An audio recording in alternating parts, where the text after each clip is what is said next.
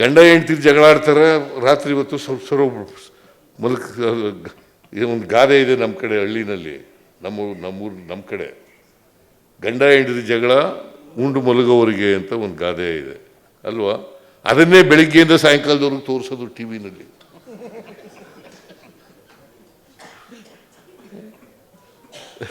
ನಾನು ಯಾವಾಗಲೂ ಹೇಳ್ತಾ ಇರ್ತೀನಿ ಈ ಪತ್ರಿಕೋದ್ಯಮ ಕೆಲಸ ಮಾಡೋರಿಗೆ, ಯಾವಾಗಲೂ ಈಗ ಕಂದಾಚಾರಗಳನ್ನು ಮೌಢ್ಯಗಳನ್ನು ಬಿತ್ತಕ್ಕಂಥ, ಅದಕ್ಕೆ ಬೆಂಬಲ ಕೊಡ್ತಕ್ಕಂಥ ಕೆಲಸವನ್ನು ಮಾಡಬಾರ್ದು.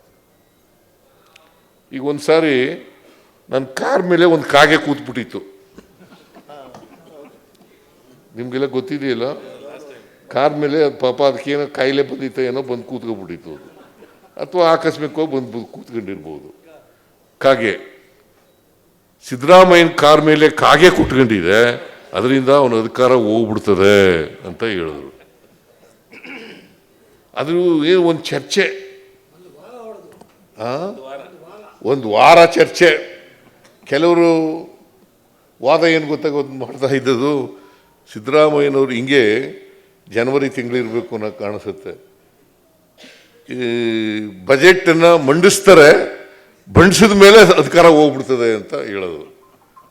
ಇನ್ನು ಕೆಲವರು ಬಜೆಟ್ನೇ ಮಂಡಿಸೋಕ್ಕಾದಿಲ್ಲ, ಅದಕ್ಕಿಂತ ಮುಂಚಿತವಾಗಿ ಅಧಿಕಾರ ಹೋಗ್ಬಿಡ್ತದೆ ಅಂತ. ಅದಾದಮೇಲೆ 2 ವರ್ಷ ಇದ್ದೆ ನಾನು. ಇದು ಏನು ಒಂದು ವಾರ ಚರ್ಚೆ.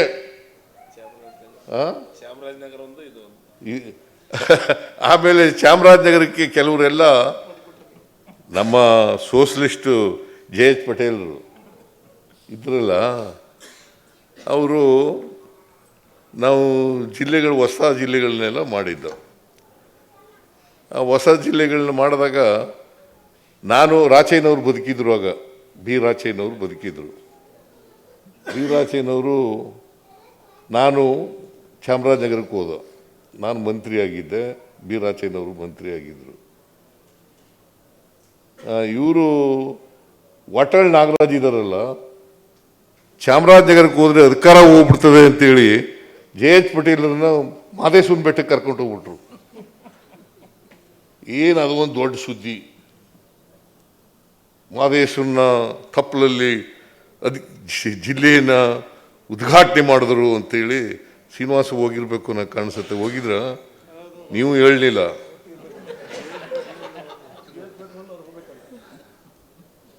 ಯಾಕಂದ್ರೆ JH ಪಟೇಲ್ ಜೊತೆ ಚೆನ್ನಾಗಿದ್ರು, ಎಲ್ಲ ಕಡೆ ಹೋಯ್ತಿದ್ರು. ಅವರು ಕೂಡ ಹೇಳಿಲ್ಲ. JH ಪಟೇಲ್ ಅಂಥವರು ಕೂಡ ವಾಟಾಳ್ ನಾಗರಾಜ್ನವರ ಮಾತುಗಳಿಗೆ ಬಲಿಯಾಗ್ಬಿಟ್ರು ಪಾಪ. ನಾನು ರಾಚಯ್ಯನವರು ಹೋಗಿ, ನಾವು ಮೈಸೂರು ಜಿಲ್ಲೆಯಲ್ಲಿ ಇತ್ತಲ್ಲ, ಚಾಮರಾಜನಗರ ಜಿಲ್ಲೆ, ಮೈಸೂರು ಚಾಮರಾಜನಗರ ಎರಡು ಒಂದೇ ಇದ್ದು, ಯುನೈಟೆಡ್ ಡಿಸ್ಟ್ರಿಕ್ಟ್ ಆಗ. ಆಮೇಲೆ ಅದನ್ನು ಚಾಮರಾಜನಗರನೇ ಪ್ರತ್ಯೇಕ ಮಾಡೋದು, ಚಾಮರಾಜನಗರ ಜಿಲ್ಲೆ ಆಯಿತು. ಅದನ್ನು ಘೋಷಣೆ ಮಾಡಬೇಕಲ್ಲ, ಆ ಘೋಷಣೆಗೆ JH ಪಟೇಲ್ ಬರಲಿಲ್ಲ, ಮುಖ್ಯಮಂತ್ರಿ ಆಗಿದ್ದರು ಅವರು. ಇದೇ ಕಾರಣ ಚಾಮರಾಜನಗರಕ್ಕೆ ಹೋದ್ರೆ ಅಧಿಕಾರ ಹೋಗ್ಬಿಡ್ತದೆ. ನಾನು ಅದಾದಮೇಲೆ ಮುಖ್ಯಮಂತ್ರಿ ಆದಮೇಲೆ 15 ಸಾರಿ ಹೋದೆ, ನಾನು ಮುಖ್ಯಮಂತ್ರಿ ಹೋಗೇ ಇಲ್ಲ.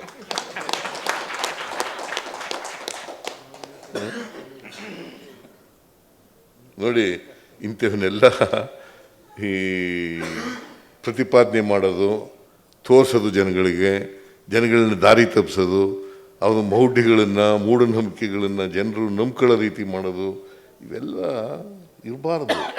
ವೈಚಾರಿಕತೆ ಇರಬೇಕು, ವೈಜ್ಞಾನಿಕತೆ ಇರಬೇಕು. ನಾವು ವಿದ್ಯೆ ಕಲಿಯೋದು ಯಾಕೆ ಮತ್ತೆ? ಹಾಗಾದರೆ ಒಳ್ಳೆ ಸಮಾಜ ನಿರ್ಮಾಣ ಮಾಡಬೇಕು ಅಂತ ಹೇಳ್ತಾರಲ್ಲ, ಒಳ್ಳೆ ಸಮಾಜ ನಿರ್ಮಾಣ ಮಾಡಬೇಕು ಅಂದರೆ ಹೆಂಗೆ? ಒಳ್ಳೆ ಜನರಿದ್ರೆ ಮಾತ್ರ ಒಳ್ಳೆ ಸಮಾಜ ಆಗೋದು. ವೈಚಾರಿಕತೆಯ ಜನ ಇದ್ರೆ ಮಾತ್ರ ಒಳ್ಳೆ ಸಮಾಜ ಆಗೋದು. ವೈಜ್ಞಾನಿಕತೆ ಇದ್ರೆ ಮಾತ್ರ ಒಳ್ಳೆ ಸಮಾಜ ಆಗೋದು. ವೈಜ್ಞಾನಿಕತೆ ಬೆಳೆಸೋದೇ ಇಲ್ಲ, ವೈಚಾರಿಕತೆ ಬೆಳೆಸೋದೇ ಇಲ್ಲ. ನಮ್ಮ ಶಿಕ್ಷಣನೂ ಅಷ್ಟೇ.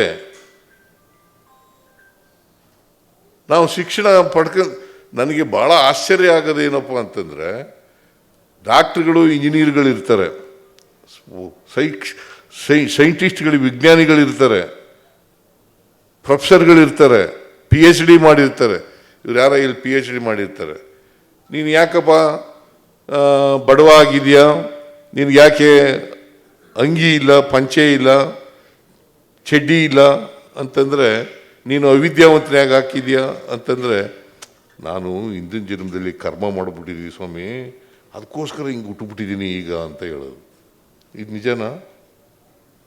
ಹೇಳ್ರಿ ನೋಡೋಣ, ಹೇಳ್ರಿ ಪ್ರವೀಣ್ ಸೆಟ್ರೆ. ಹಾಂ, ಹಾಗಿದ್ರೆ ಇಲ್ಲೇ ಇರಬೇಕಿತ್ತು. ಹಾಂ, ಹಾಗಂತೇಳಿ ಪತ್ರಿಕೆಗಳೆಲ್ಲ ಬರೆಯೋದು, TV ಚಾನಲ್ಗಳೆಲ್ಲ ತೋರಿಸೋದು. It is not correct, it is not scientific, it is not rational. ಕಲಿಬೇಕಲ್ಲ, ಅದನ್ನು ಡಾಕ್ಟ್ರುಗಳು ಹೇಳೋದು. ನೀನು ಯಾಕಪ್ಪ ಅಂತಂದರೆ, ನನ್ನ ಹಣೆ ಬರ ಸ್ವಾಮಿ, ಹಣೆಯಲ್ಲಿ ಬರೆದಿದ್ದಾನ ದೇವರು, ಹಿಂಗೆ ನೀನು ಹಿಂಗೆ ದುಬೈಗೆ ಹೋಗಿ ಹೋಟೆಲ್ ಮಾಡುವಂತ ಹೇಳಿದಾರ ನಿಮಗೆ? ಹಾಂ, ನಿಮ್ಮ ಪ್ರಯತ್ನ ಅಷ್ಟೇ, ಅವಕಾಶ. ಹಣೆಯಲ್ಲಿ ಹಣೆಯಲ್ಲಿ ಬರೆದ್ಬಿಟ್ಟಿದ್ದಾರೆ. ಭಾಳ ಜನ ವಿದ್ಯಾವಂತರು ಹೇಳೋದು. ನೀವು ಇಲ್ಲಿ ಯಾರು ಹೇಳ್ತಿರೋ ಗೊತ್ತಿಲ್ಲ ನನಗೆ, ಹಣೆ ಬರ ಹೇಳ್ತಿರೋ ಅಂತ ಗೊತ್ತಿಲ್ಲ. ಈಗ ನಮ್ಮ ಮನೆಯಲ್ಲಿ 6 ಜನ ಹುಟ್ಟಿದ್ದೀವಿ ನಾವು, 6 ಜನ ಮಕ್ಕಳು ನಮ್ಮ ತಂದೆ ತಾಯಿಗಳಿಗೆ. ನಮ್ಮ ಅಣ್ಣ 4ನೇ ತರಗತಿವರೆಗೆ ಓದಿ ಬಿಟ್ಬಿಟ್ಟ. ಬಾಕಿ ಇನ್ನು 4 ಜನ ಓದೇ ಇಲ್ಲ. ನಮ್ಮ 2 ಅಕ್ಕದಿರು, 2 ತಮ್ಮದಿರು. ನನಗೆ ನಾನು ಒಬ್ಬನೇ ಓದು ಅಂತ ಹೇಳ್ಬಿಟ್ಟು ಬರೆದ್ಬಿಟ್ನ ಹಣೆಯಲ್ಲಿ ದೇವರು. ಚೀಫ್ ಮಿನಿಸ್ಟರ್ ಆಗಪ್ಪ ನೀನು ಅಂತ ಬರೆದ್ಬಿಟ್ನ. ಇದು ಬರೆಯೋಕ್ಕೆ ಕೆಲವರು ಟ್ರೈನಿಂಗ್ ಆಗಿರ್ತಾರೆ. ಇವನ್ನೆಲ್ಲ ಬರೆಯೋಕ್ಕೆ ಹೋಗಬಾರ್ದು ಪತ್ರಿಕೆಗಳು. ನೀವು ಒಳ್ಳೆಯ ಸಮಾಜ ನಿರ್ಮಾಣ ಮಾಡಬೇಕು ಅಂತಂದರೆ, ವೈಚಾರಿಕತೆಯಿಂದ ಕೂಡಿರ್ತಕ್ಕಂಥ ಜನರನ್ನು ತಯಾರು ಮಾಡಬೇಕು ಅಂತಂದರೆ, ವೈಜ್ಞಾನಿಕತೆಯಿಂದ ಕೂಡಿರ್ತಕ್ಕಂಥ ಜನರನ್ನು ತಯಾರು ಮಾಡಬೇಕು ಅಂತಂದರೆ ಇವನ್ನೆಲ್ಲ ಬರೀಬಾರ್ದು. ಅದನ್ನೇ ನಂಬ್ಕೊಂಡು ಪಟ್ಟಭದ್ರ ಹಿತಾಸಕ್ತರು ಇದನ್ನೇ ಬಯಸೋದು. ವೆಸ್ಟೆಡ್ ಇಂಟ್ರೆಸ್ಟ್ ಅಂತ ಹೇಳ್ತೀವಲ್ಲ, ಅವ್ರು ಇದನ್ನೇ ಬಯಸೋದು. ಯಾಕಂದರೆ ಇದು ನಂಬ್ಕೊಂಡು ಅವ್ರು ಬರಲೇಬಾರ್ದು ಮೇಲಕ್ಕೆ.